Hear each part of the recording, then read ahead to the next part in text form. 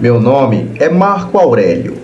Moro aqui em Feira de Santana desde 1987, mas o que vou contar aconteceu em março de 1973. Eu morava com os meus pais em um sítio, na zona rural de Ibirá.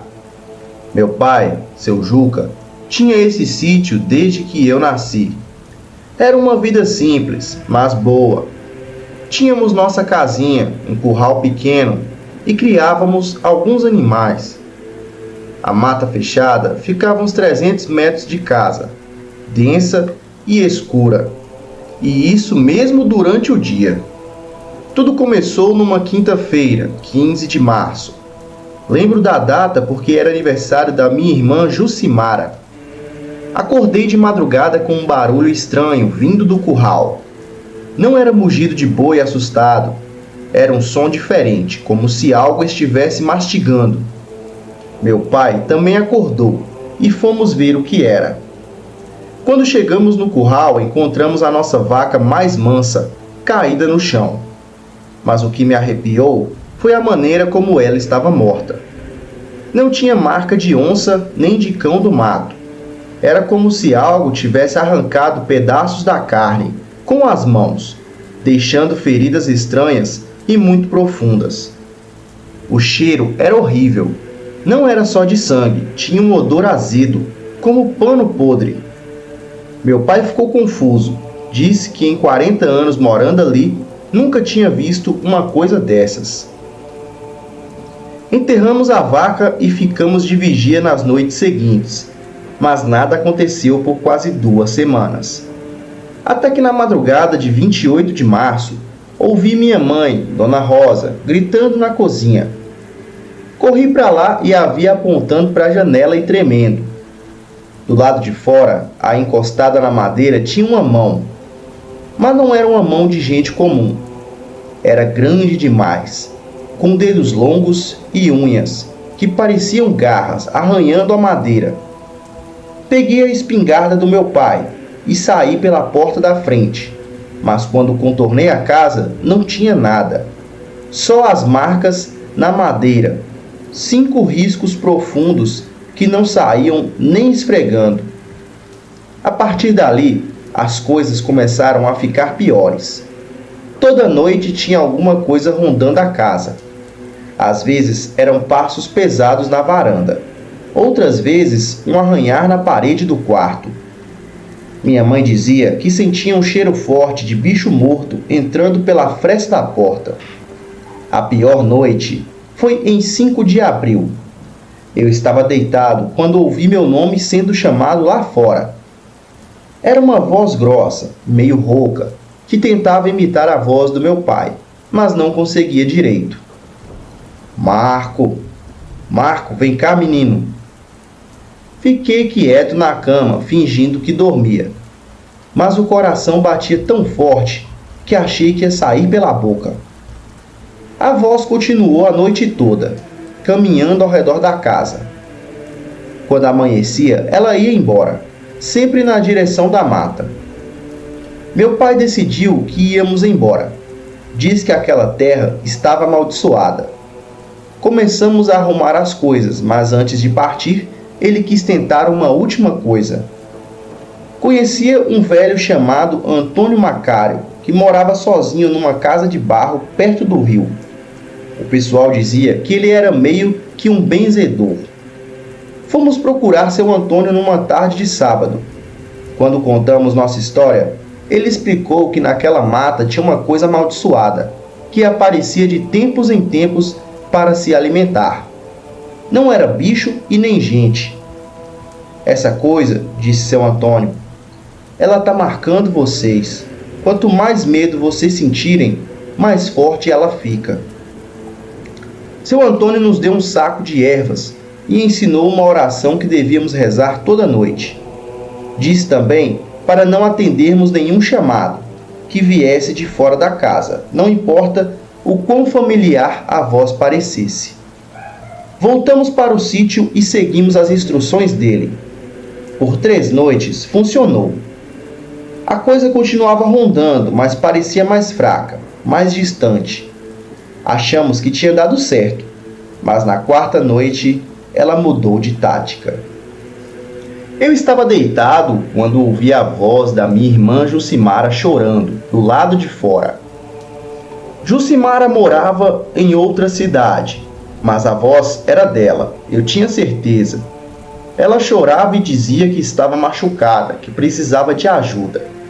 Meu pai se levantou para ir atrás dela, mas eu segurei o braço dele. Pai, a Jucimara não está aqui, ela está na cidade. Mas a voz continuava cada vez mais desesperada, implorando para a gente abrir a porta. Foi aí que percebemos uma coisa terrível.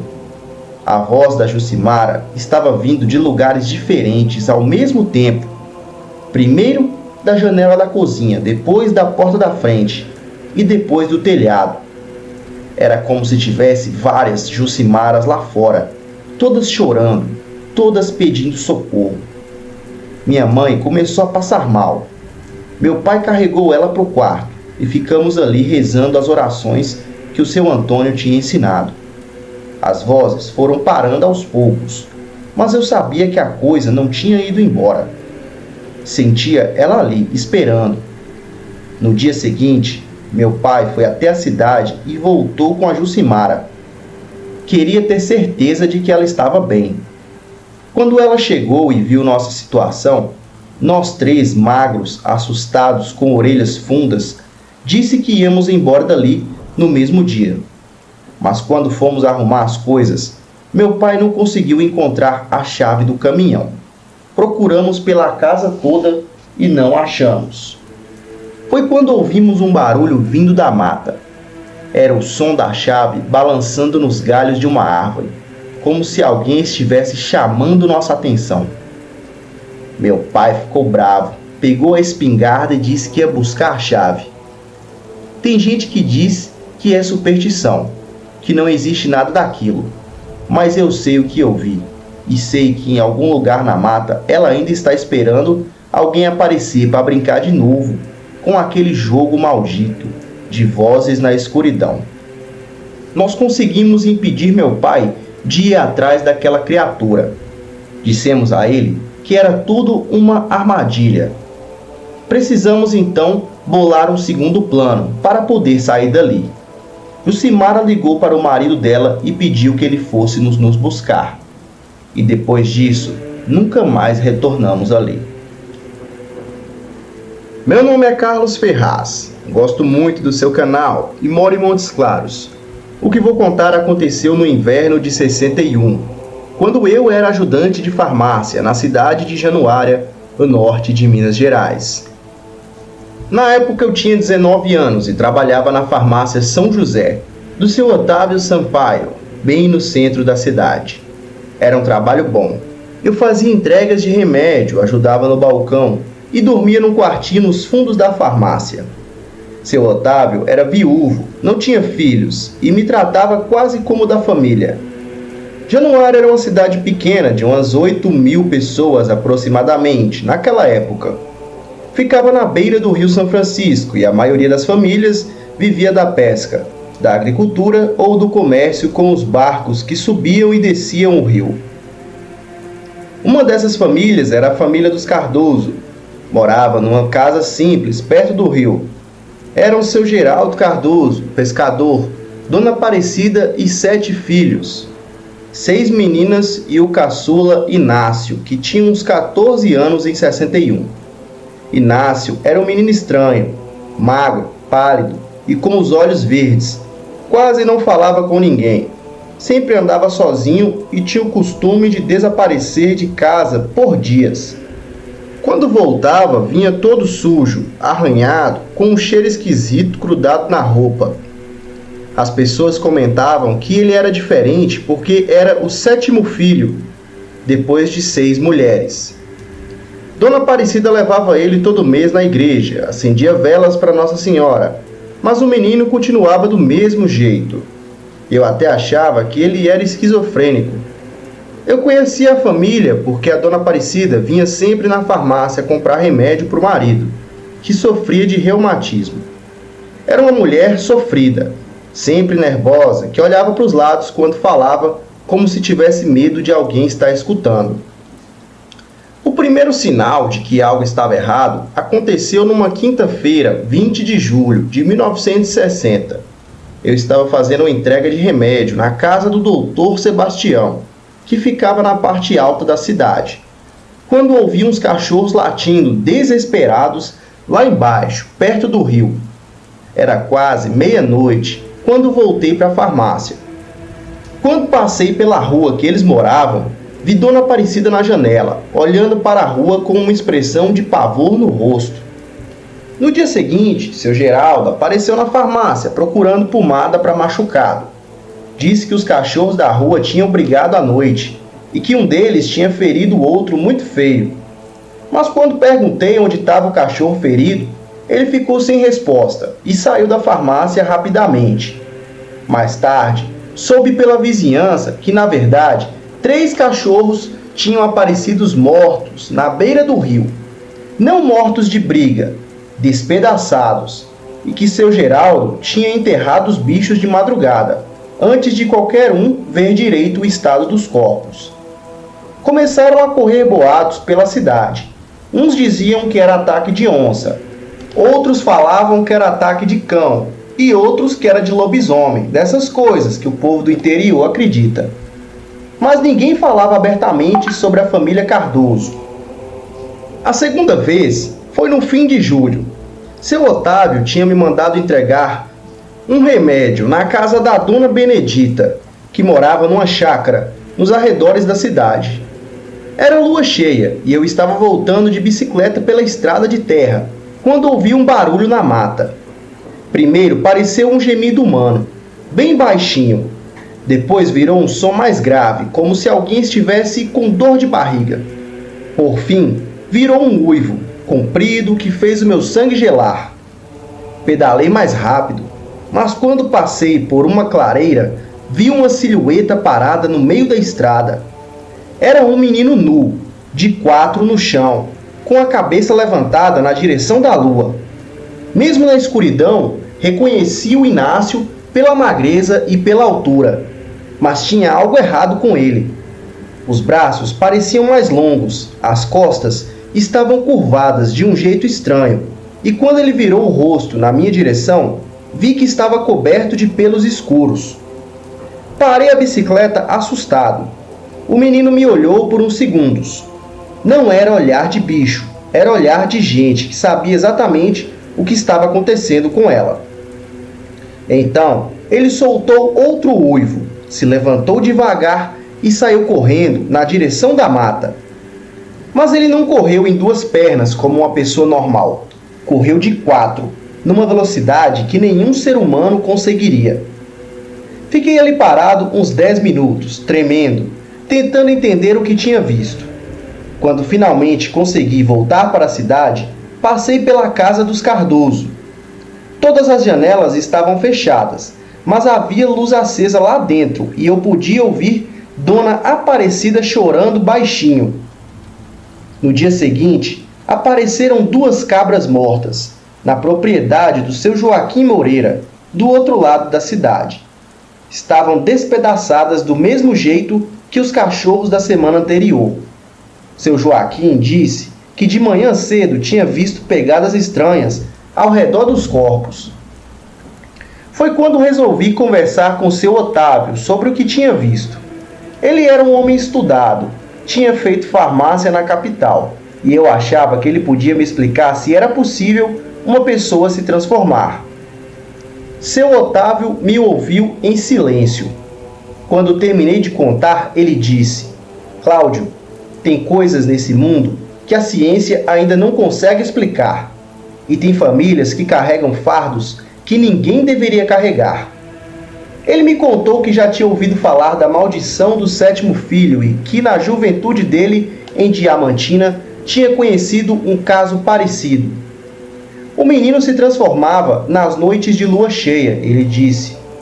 Padre, benzedeira, até médico da capital. Nada funcionou. No final, o menino sumiu da cidade. Uns dizem que a família matou ele para acabar com o sofrimento. Outros, que ele mesmo deu cabo de si. Ninguém sabe ao certo. Perguntei o que ele achava que devíamos fazer. Seu Otávio ficou pensativo. O certo seria ajudar essa família. Mas como? Não tem remédio para isso. Não tem cura conhecida. E se a gente falar para alguém, vão pensar que estamos loucos. Decidi ficar observando. Nas noites de lua cheia, eu fazia questão de não sair da farmácia. Mas sempre ouvia os uivos vindo da direção do rio. E no dia seguinte, sempre aparecia algum animal morto nas redondezas da cidade. A situação ficou insustentável em setembro. Numa sexta-feira, dia 15, chegou na cidade um caminhão de circo. Era um circo pequeno, com uns 15 artistas, que armou a lona num terreno vazio, perto da rodoviária. Anunciaram um espetáculo para o sábado à noite. Sábado era lua cheia. Seu Otávio ficou preocupado com isso. Se o menino se conformar hoje com toda essa gente na cidade, não precisou terminar a frase. Decidimos ir até a casa dos Cardoso, tentar conversar com a família. Era uma coisa arriscada. Se estivéssemos errados, íamos passar vergonha e ainda por cima levantar suspeitas sobre gente inocente. Mas, se estivéssemos certos e não fizéssemos nada, podia acontecer uma tragédia. Chegamos lá por volta das 7 da noite. Seu Geraldo estava sentado fumando um cigarro de palha com as mãos tremendo. Ele nos viu e ficou pálido. O que os senhores querem aqui? Seu Otávio foi direto ao assunto. Nós sabemos do problema do Inácio. Viemos oferecer ajuda. Seu Geraldo abaixou a cabeça. Dona Aparecida apareceu na porta, já chorando. Vocês viram ele se transformar, não foi? Perguntou ela.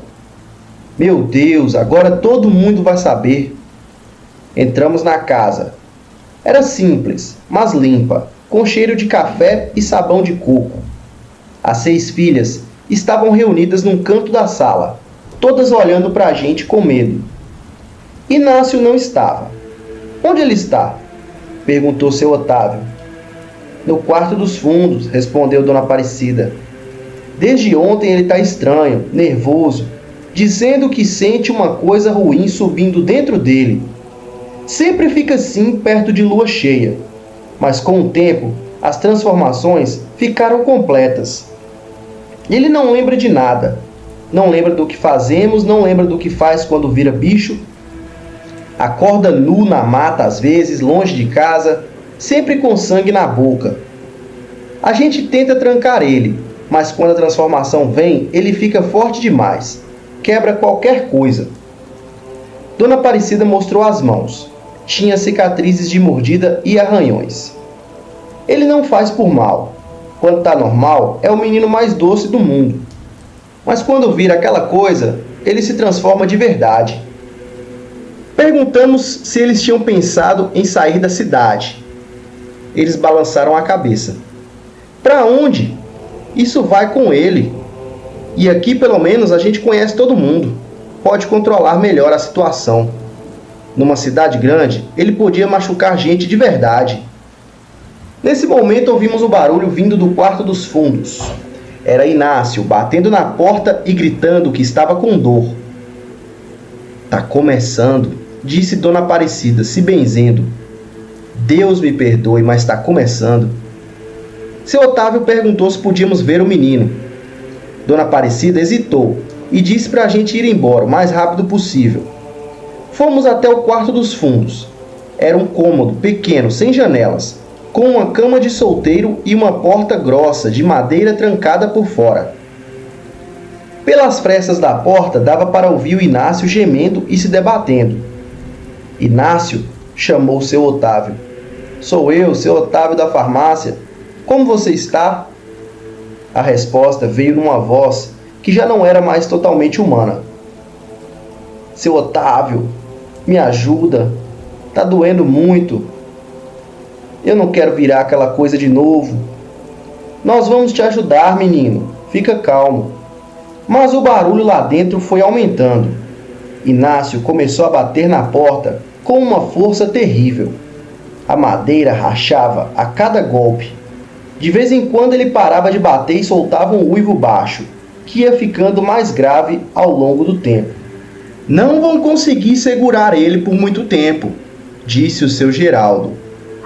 Quando a transformação completa, ele quebra qualquer coisa. Foi quando o seu Otávio teve uma ideia.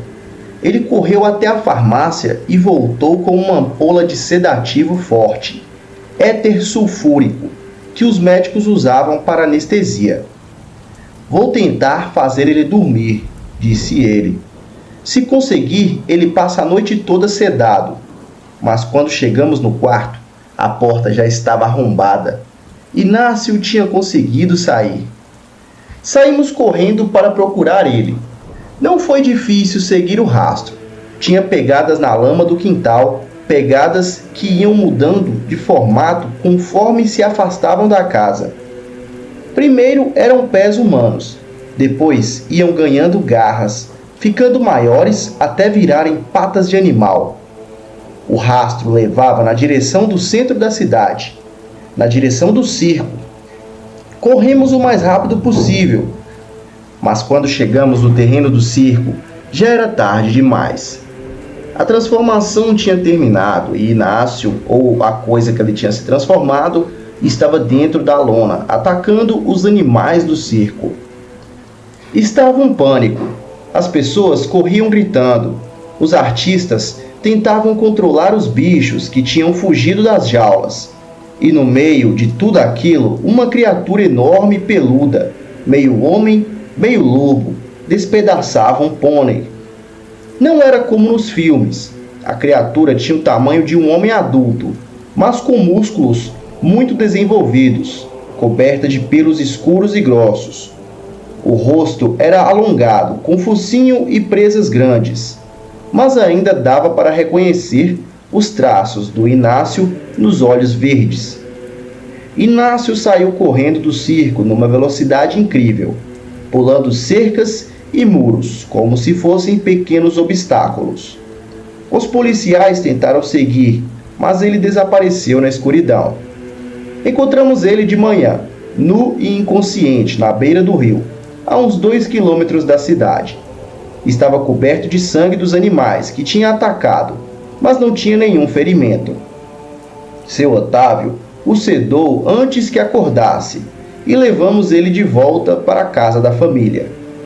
O circo foi embora no mesmo dia, sem fazer mais nenhum espetáculo. Espalharam pela cidade que tinha sido ataque de onça, mas muita gente tinha visto a criatura de perto e sabia que não era animal comum. Inácio ficou 3 dias dormindo por causa do sedativo. Quando acordou, não lembrava de nada do que tinha acontecido. Só sabia que tinha machucado bichos porque sentia o gosto de sangue na boca. Foi quando Dona Aparecida tomou uma decisão que mudou tudo. Ela procurou seu Otávio e disse que tinha decidido levar o filho embora da cidade. Não posso mais arriscar que ele machuque alguém, disse ela. Vou levar ele para longe, para onde não tenha gente por perto. Seu Otávio tentou dissuadir, mas ela estava decidida. Tenho uma irmã que mora numa fazenda isolada lá no sertão da Bahia. É longe de tudo, só mata e gado. Se ele se transformar por lá, pelo menos não vai ter gente para machucar. Uma semana depois, Dona Aparecida e Inácio partiram, de Januária, num caminhão de mudança. Seu Geraldo e as filhas ficaram na cidade, mas o coração da família foi embora naquele dia. Nunca mais soube notícias diretas deles. Mas anos depois, quando eu já morava em Montes Claros, ouvi uma história de um amigo que trabalhava numa fazenda, no interior da Bahia. Ele contou que conhecia uma mulher que morava sozinha numa casa isolada, cuidando de um filho que tinha problemas mentais. O rapaz era estranho, disse o meu amigo. Não falava com ninguém, vivia trancado em casa, mas era manso. Nunca incomodou ninguém. A mãe dele morreu há uns 10 anos. Desde então, ninguém mais viu o rapaz. Disse que ele ainda mora na casa, mas vive que nem bicho do mato, se alimentando de frutas e raízes. Não sei se era o Inácio. Espero que sim, Espero que ele tenha encontrado um jeito de viver em paz, longe de tudo e de todos, sem machucar ninguém. Meu nome é Fred e o que vou contar aconteceu entre os anos de 79 e 84, quando eu trabalhava como coveiro no cemitério, em uma cidadezinha do interior do Paraná. O cemitério ficava numa colina afastada da cidade, rodeado por pés de eucalipto e um matagal denso que crescia sem controle. Era um lugar esquecido por Deus, onde só chegava o barulho do vento balançando as folhas secas e de vez em quando o latido distante dos cachorros da cidade. Durante o dia, com o sol batendo forte, até que dava para aguentar. Mas quando a tarde caía e as sombras começavam a se esticar entre as covas, aquele lugar ganhava uma atmosfera pesada, como filme de terror. Nos primeiros meses, tudo correu normal. Eu já tinha me acostumado com o silêncio pesado da madrugada, com o rangido das árvores e até mesmo com as corujas que faziam seu ninho nas cruzes mais antigas.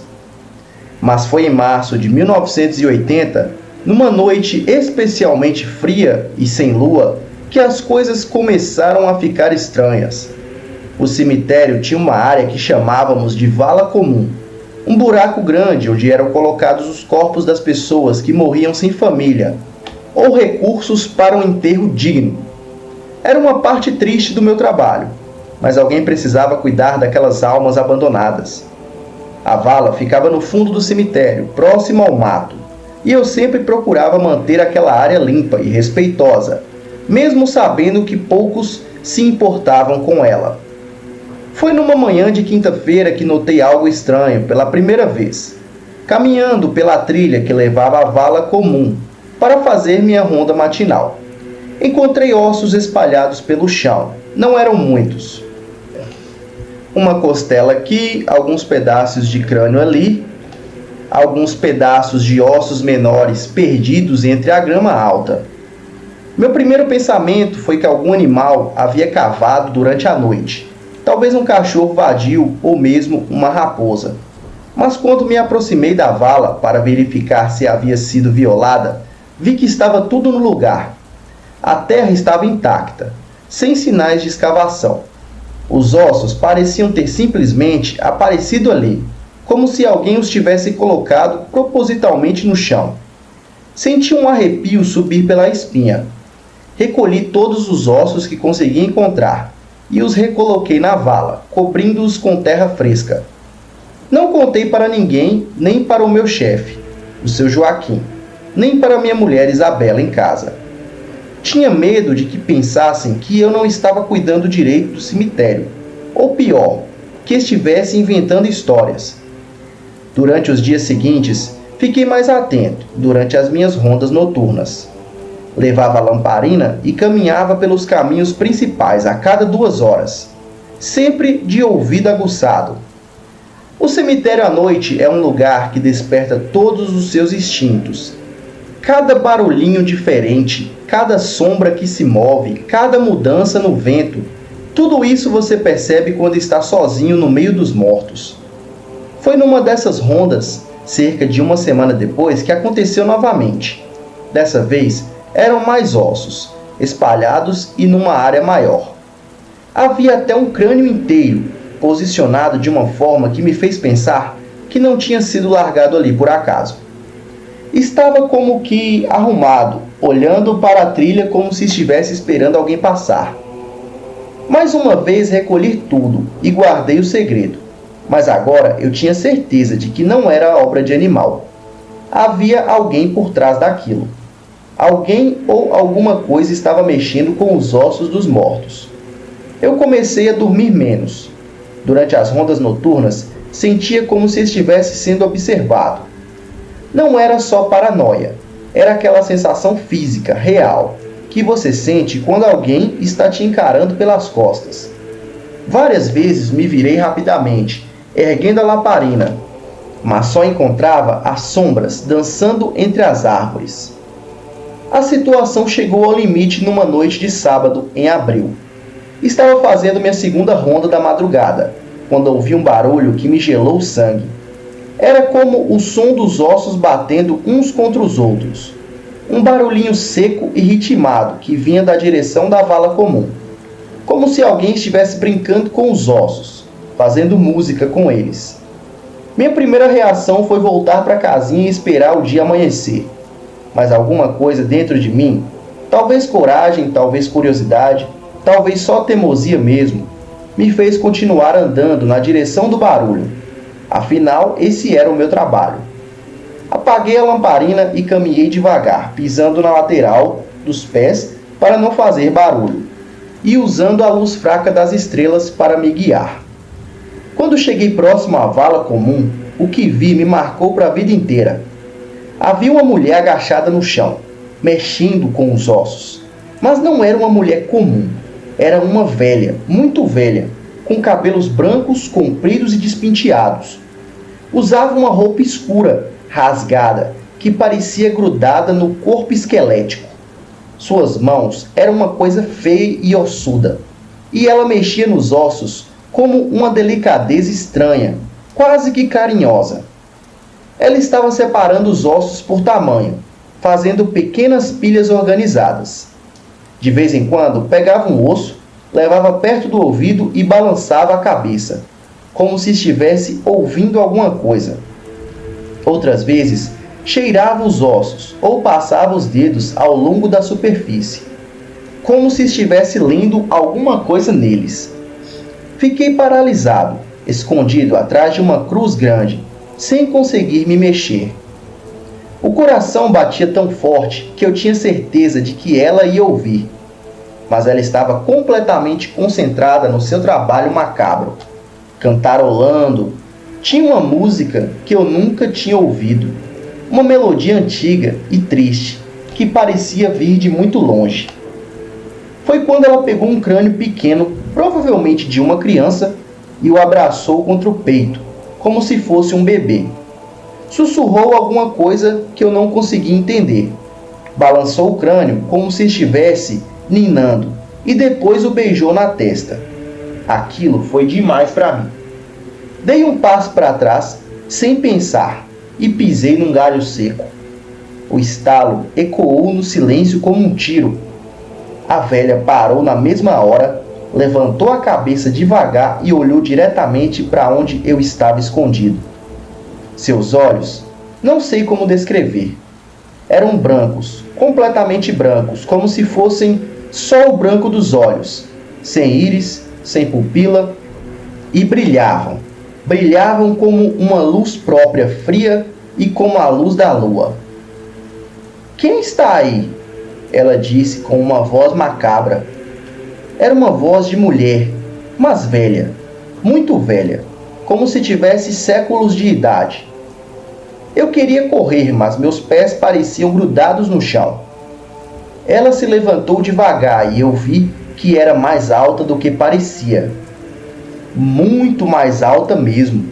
Sua silhueta se esticava contra o céu escuro como uma árvore seca. "Eu te vejo, menino", ela disse, caminhando na minha direção. "Eu sinto seu cheiro." Foi aí que consegui me mexer. Saí correndo como um louco, tropeçando nas covas, derrubando flores, sem olhar para trás. Ouvi uma gargalhada atrás de mim, uma risada muito surreal, como se fosse um urso rindo. Não parei de correr até chegar na casinha, onde me tranquei por dentro e fiquei encolhido num canto até o sol nascer. Na manhã seguinte, com a coragem que a luz do dia traz, voltei para a vala comum. Os ossos estavam espalhados de novo, mas dessa vez havia algo diferente. Faltava um. Um osso pequeno do braço tinha sumido e no chão, marcado de terra mole, havia pegadas. Foi quando decidi contar tudo para o seu Joaquim. Ele me ouviu em silêncio e no final disse que ia me arranjar alguém para trabalhar comigo durante a noite. Não sei se ele acreditou na minha história, mas deve ter percebido que eu estava abalado de verdade. O ajudante se chamava Antônio, um homem de 40 anos, baixinho e corajoso, que tinha trabalhado em outros cemitérios da região. Na primeira noite que trabalhamos juntos, contei para ele tudo o que tinha acontecido. Ele me ouviu sem zombar. Apenas disse: "Já ouvi falar dessas coisas, Fred. Tem gente que mexe com o que não deve mexer. Vamos ficar de olho." Durante as primeiras semanas com o Antônio, tudo ficou calmo. A velha não apareceu mais, os ossos ficaram no lugar. Comecei a pensar que talvez ela tivesse ido embora ou que a minha presença constante tinha assustado ela. Mas eu estava enganado. Foi numa noite de lua cheia em junho que ela voltou. Antônio tinha ido até a cidade resolver um problema em casa e eu estava sozinho de novo. Estava fazendo minha ronda normal quando senti aquele cheiro, um cheiro podre. Ela estava parada bem no meio da trilha principal, esperando por mim. Dessa vez eu pude vê-la melhor, sob a luz da lua. Sua pele era cinza, esticada sobre os ossos. Os cabelos não eram brancos como eu tinha pensado. Eram transparentes, como os fios de teia de aranha. Foi então que eu gritei: "Sai daqui, bruxa maldita!" E ela se aproximou. E eu senti o cheiro ficar mais forte ainda. Bruxa é nome que os vivos dão para o que não entendem. Eu sou mais velha que esta cidade, mais velha que estas árvores. Eu estava aqui quando os primeiros mortos foram enterrados nessa terra. Lágrimas começaram a escorrer pelo meu rosto sem que eu pudesse controlar. Ela sorriu e vi que seus dentes eram podres como pregos enferrujados. Ela começou a se afastar, andando de costas, sem tirar os olhos de mim. "Você não vai me denunciar de novo, vai, Fred?" disse ela. O fato de ela saber meu nome me apavorou ainda mais. Porque se fizer isso, eu vou ter que visitar sua casinha uma noite dessas. E sua esposa, Isabela, tem uma história tão interessante. Seria uma pena se ela virasse parte da minha coleção.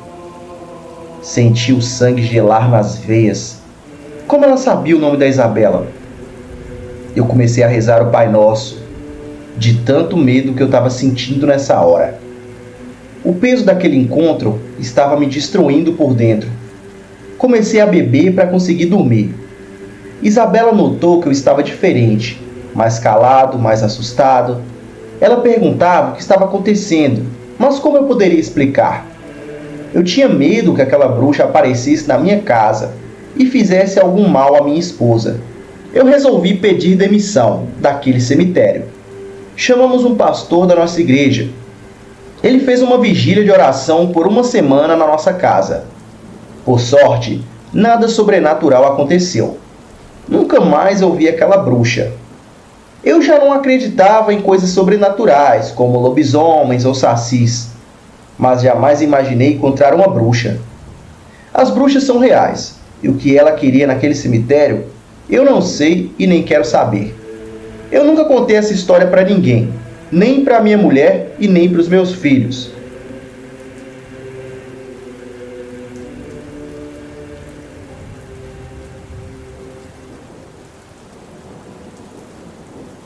O meu nome é Isabela. Eu tenho 30 anos e sou bióloga. E o relato que trago aconteceu há 5 anos. Na época, eu era recém-formada e participei de um projeto que visava, entre outras coisas, o estudo do comportamento de alguns animais, de hábitos noturnos, da floresta amazônica.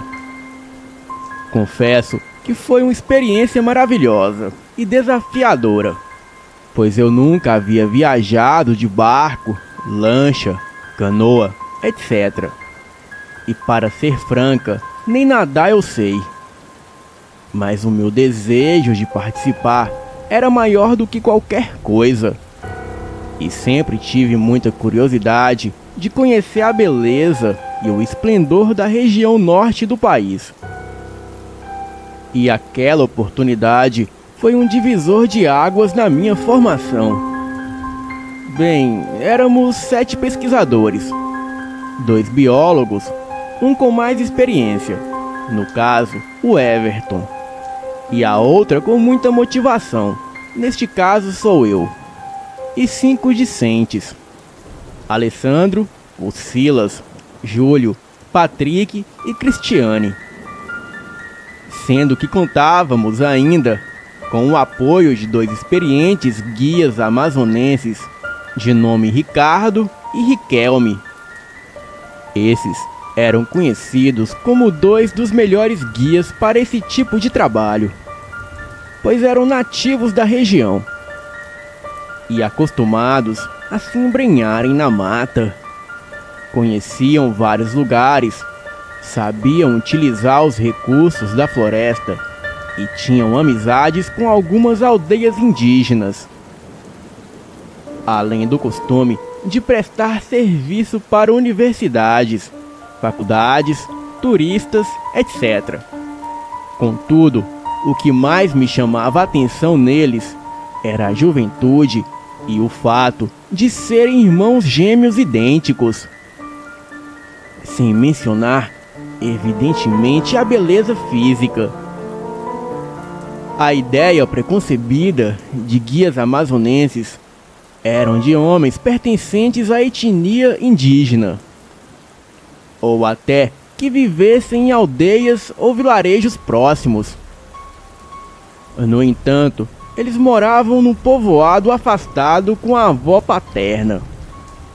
Herdaram a profissão do pai, já falecido, que costumava levá-los consigo em suas expedições como guia. E isso desde quando eles tinham 9 anos. Bem, me deparei com 2 belos irmãos, loiros de olhos azuis, com aproximadamente 1,75 m de altura, corpo belíssimo, voz máscula e muito bonita, que de tão idênticas não se conseguia definir de quem pertencia a voz. Bem, eles estavam vestidos com roupa militar e com um jeito muito descontraído e atencioso, embora experientes e sempre atentos a tudo. Era algo surpreendente, que mexia com a estrutura de qualquer mulher, principalmente uma que de tanto dedicar tempo aos estudos, negligenciava as suas necessidades femininas. Lógico que procurei manter a postura profissional impecável. E também ficava imaginando que o que não faltava para aqueles guias eram aventuras amorosas, se é que me entendem.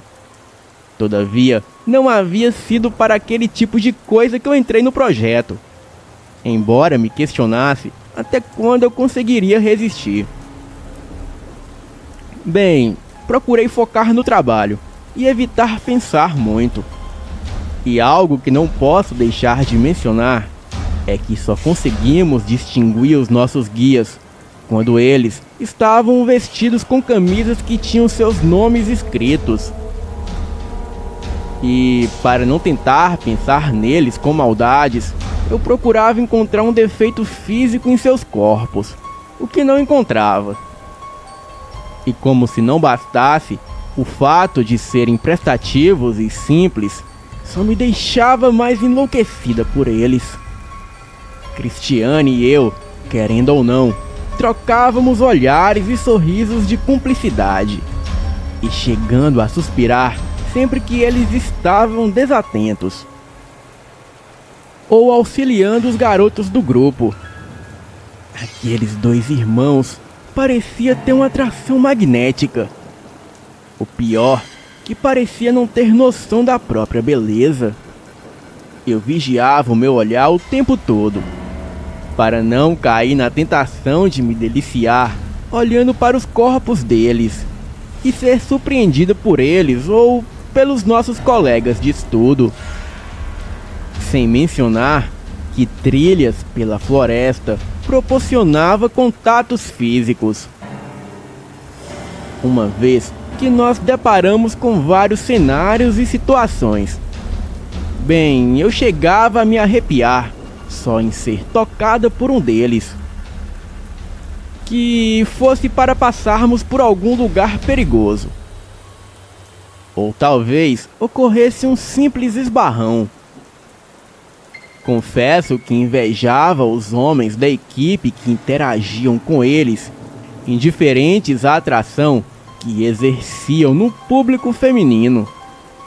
O pior era que o jeito simples, solícito e bem-humorado deles só pioravam os instintos naturais femininos.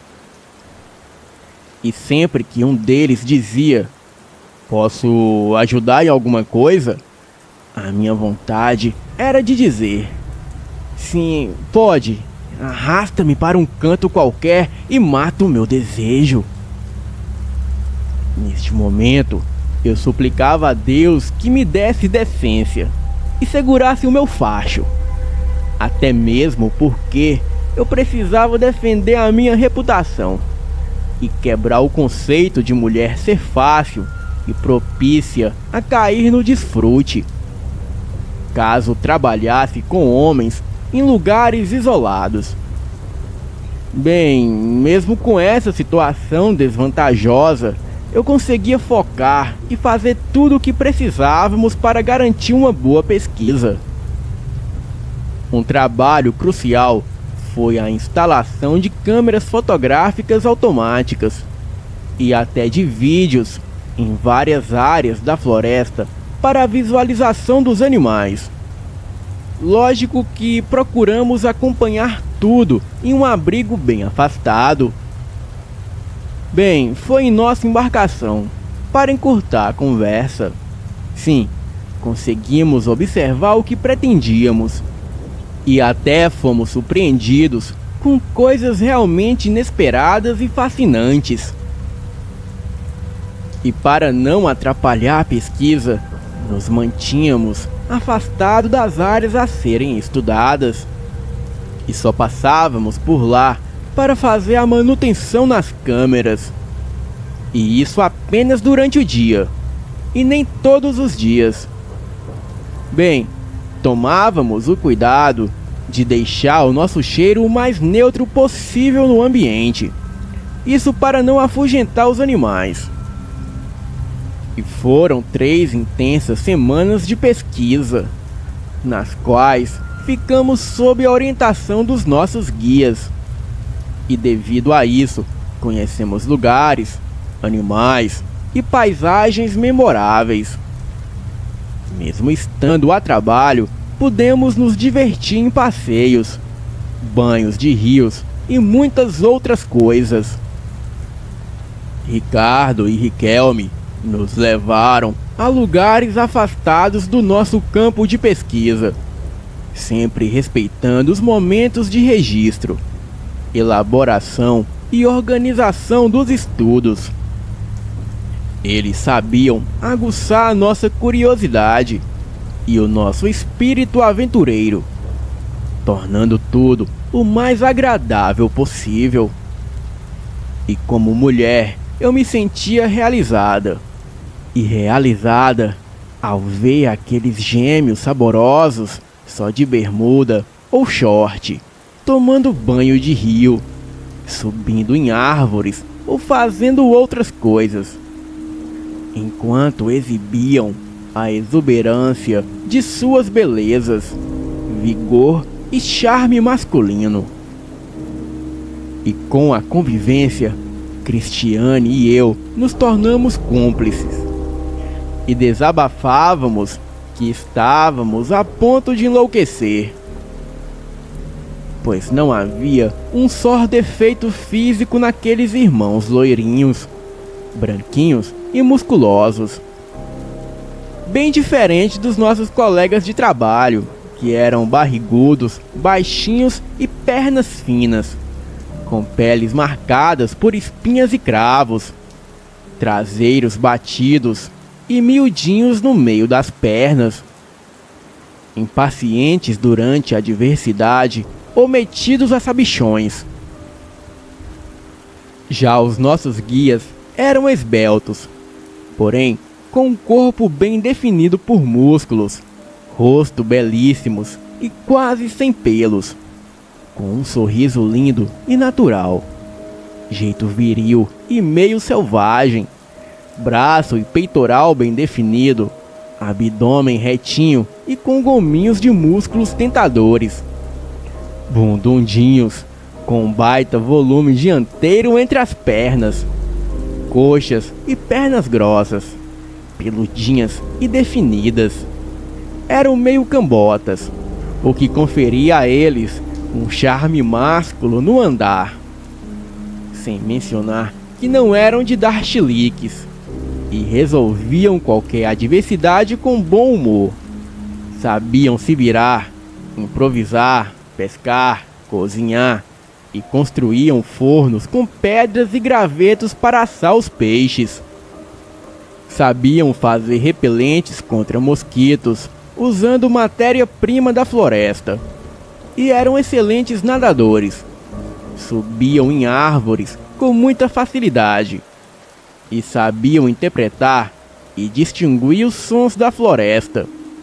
Previam até o horário de chuvas, já que ali chovia todos os dias, e gostavam de contar lendas do folclore da região. Enfim, pois mesmo numa floresta, sabiam entreter e manter um clima muito leve no ambiente. Confesso que perdi as contas de quantas vezes suspirei por eles.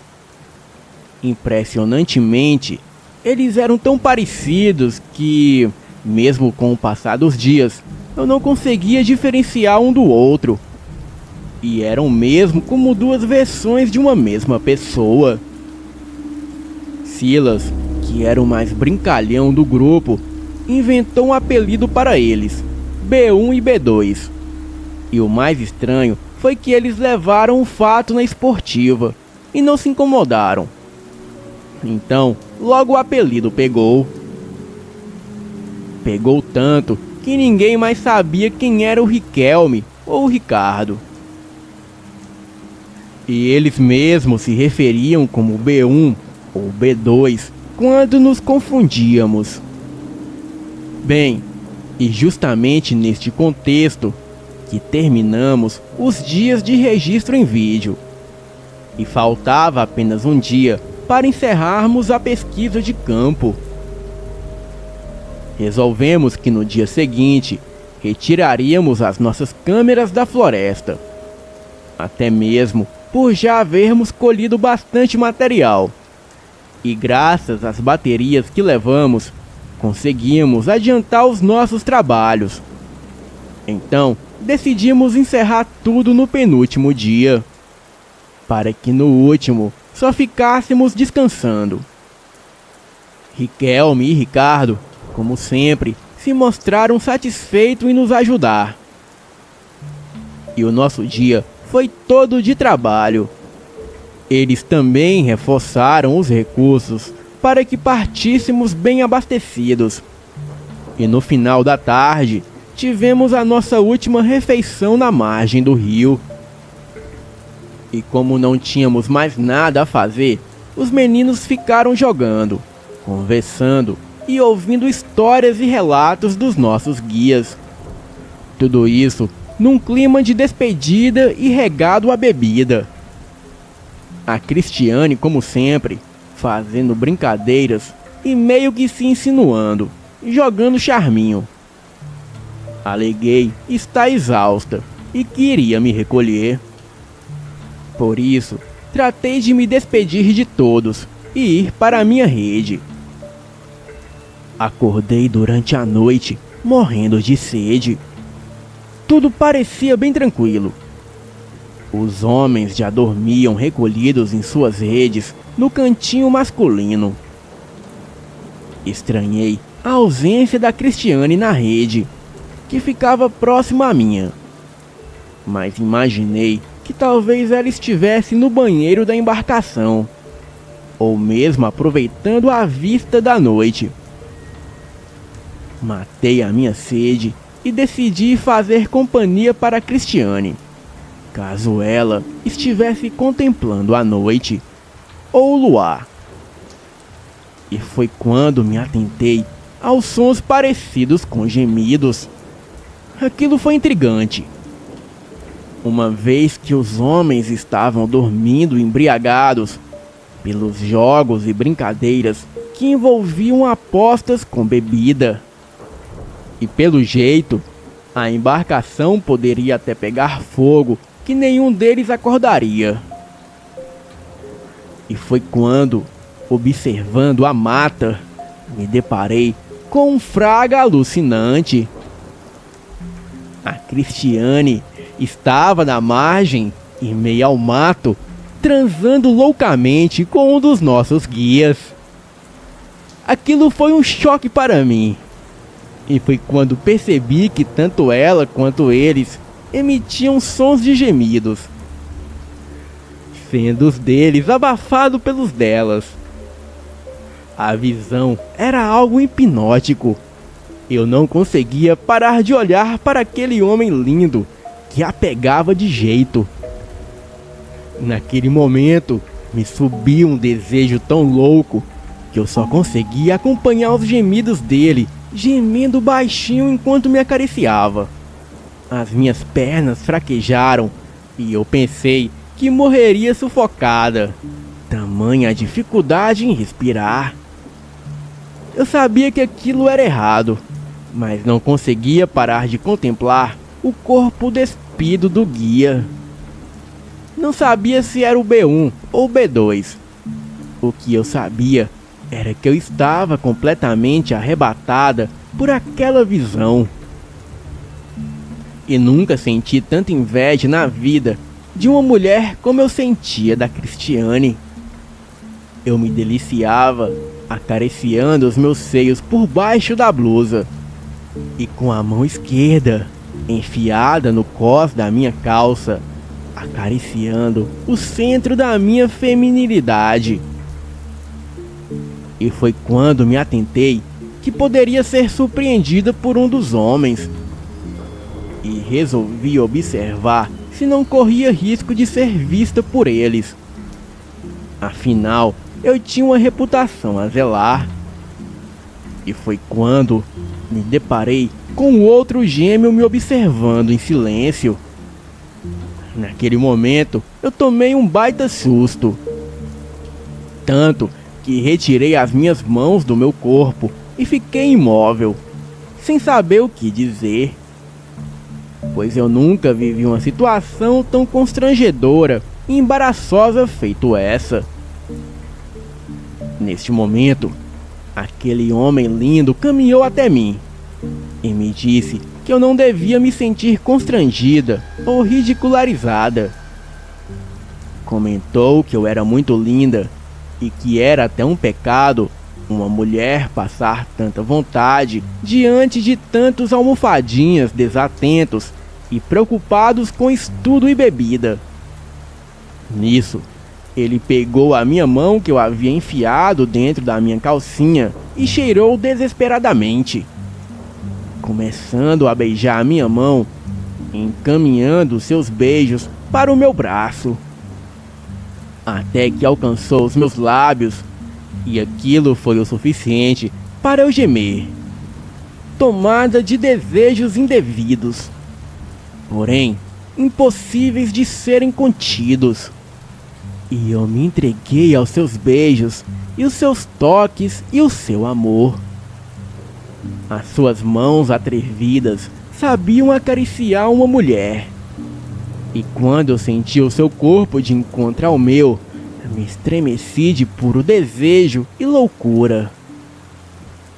Então, começamos a transar loucamente. Ele comentou que o irmão era muito imprudente em ficar com a Cristiane na margem, onde os gemidos de ambos poderiam alcançar a embarcação. E devido ao luar, eles poderiam ser visualizados em meio à mata. Diante disso, ele me falou de um bananal mais afastado, onde poderíamos ter mais privacidade. Bem, eu não me fiz de rogada e concordei com desespero. Íamos para o segundo round, e chegando ao local, eu fui logo tentando arrancar a camisa dele, ao que ele sorriu. Nisso, eu perguntei qual dos dois gêmeos ele era. Ao que, sorrindo, ele perguntou se era realmente importante eu saber daquilo. Enlouquecida, eu disse que não. E já fui pegando no salame delicioso, bem marcado, no meio das pernas dele. E nisso, nos entregamos ao desejo e loucura, e transamos loucamente em várias posições, e em todos os buracos possíveis. Eu gemia alucinada, enquanto ele empurrava com vontade e me revirava do avesso. Nunca imaginei viver algo tão louco e intenso. Bem, eu não tinha o costume de gemer, mas eu estava tão alucinada que delirava de prazer sentindo aquela tora de carne comprida e de enorme calibre me invadindo loucamente em todos os orifícios possíveis. O meu corpo adormeceu de prazer de tal maneira que eu já nem sabia mais se ele cutucava na frente ou atrás. Ficamos naquela loucura deliciosa por um tempo indeterminado. E foi quando o urro terrível e assustador sobrepôs o barulho da mata, de modo que até os pássaros se assustaram e saíram revoando pela mata. E naquele momento eu me assustei. E para piorar, os urros se aproximaram justamente com os passos pesados. Apavorada, eu perguntei a ele o que era aquilo. E diante disso, ele comentou preocupado que só poderia ser uma pinguari. E já foi recolhendo as minhas roupas e me pedindo para eu não fazer barulho e tratar de me vestir. Tentei protestar, alegando que estava toda melada do prazer dele, tanto na frente quanto atrás. E nisso, ele comentou que era um caso de vida ou morte, e que eu deveria me preocupar com isso depois de estar segura. Perguntei se ele também não iria se vestir, ao que ele respondeu que era um homem e que a sua nudez não era motivo de escândalo ou destruição. E ele se mostrava atento à movimentação lá fora. E foi quando um fedor de carniça se espalhou pelo ambiente, justamente com gritos vindo da embarcação. Pelo jeito, o que quer que fosse, acordou o pessoal da embarcação. E foi quando o belo guia amazonense me pediu que eu confiasse nele. Insistiu que eu ficasse ali e não saísse por nada, até que ele improvisasse uma arma na mata para enfrentar a criatura. Depois disso, ele saiu do bananal já correndo para a mata, e eu tremia de medo, mas procurei confiar nele.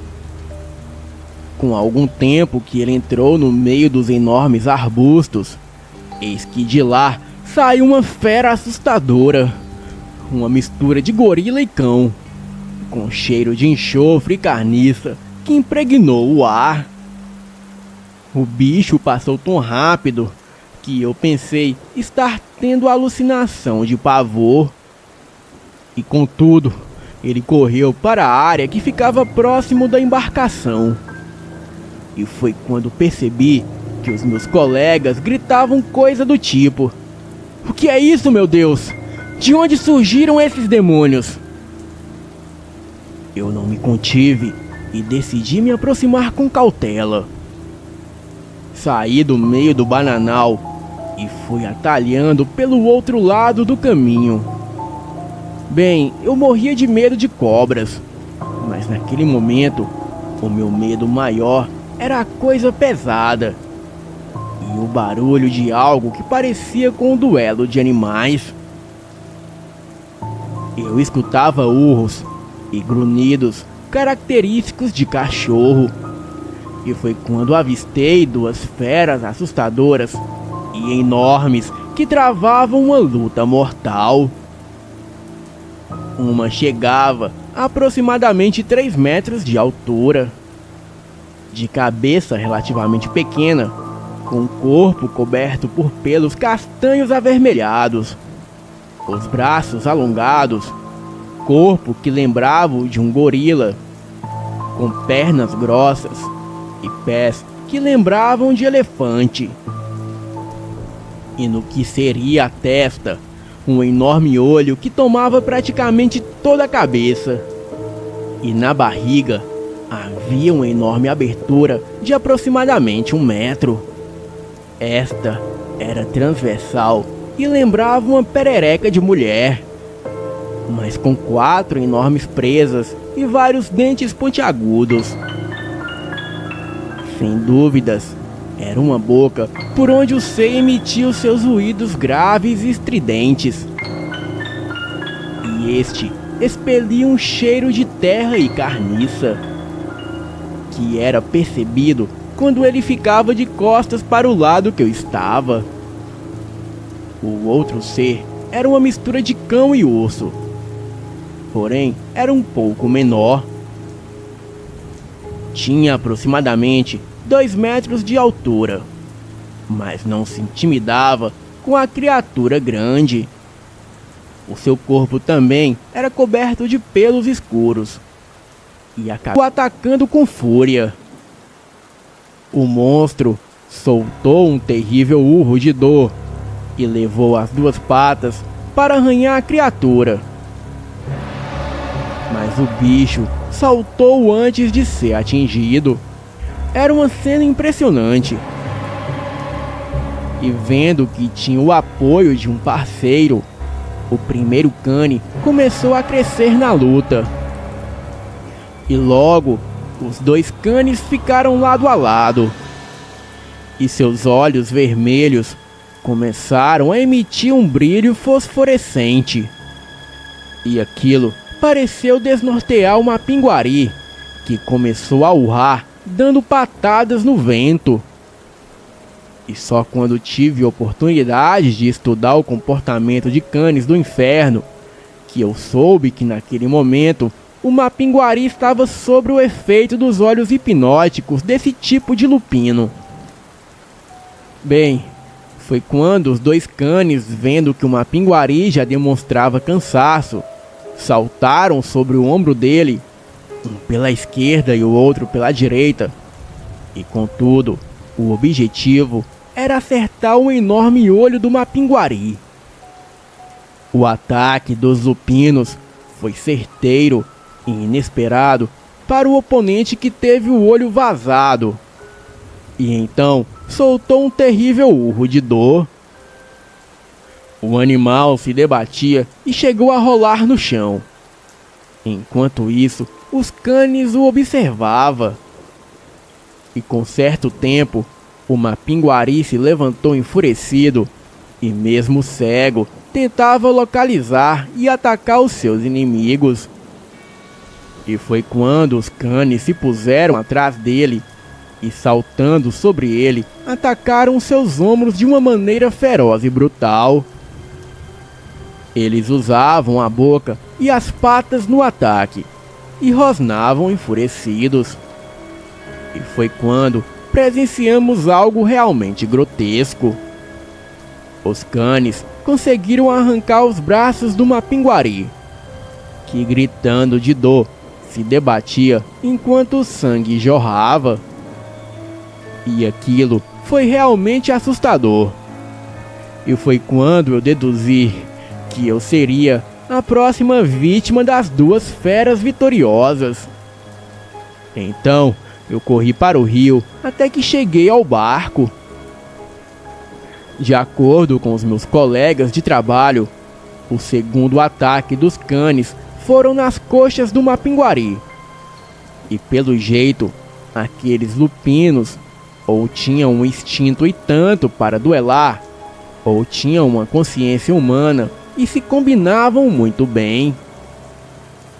E como foi reduzido a apenas um tronco gritante, o mapinguari estava totalmente dominado. E numa atitude grotesca, os canes enfiaram na boca do mapinguari tanto os braços dele quanto as suas pernas. A criatura, não sei se por um instinto de fúria, devorou as próprias patas superiores e depois as patas inferiores oferecidas pelos lupinos grotescos e sanguinários. Não é à toa que dizem que canes do inferno são o pior tipo de lobisomens e os mais cruéis.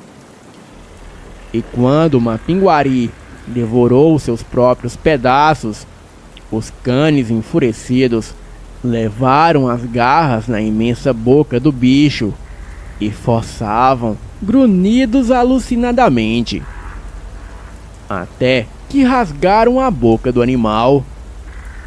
O Mapinguari gritava de dor, até que estalos de ossos foram ouvidos. E diante disso, o terrível monstro morreu, tendo seus restos mortais arrastados para a mata pelos dois canes, que chegaram até a devorar alguns pedaços da criatura.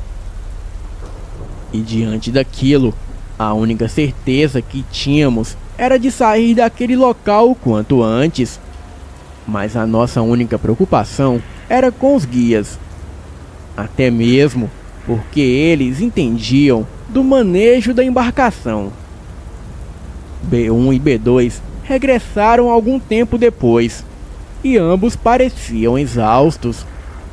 Segundo eles, tiveram que fazer um rastro de sangue de animais que encontraram pela floresta para atrair o segundo cane até o duelo, e depois afastar os canes para o mais longe possível da embarcação.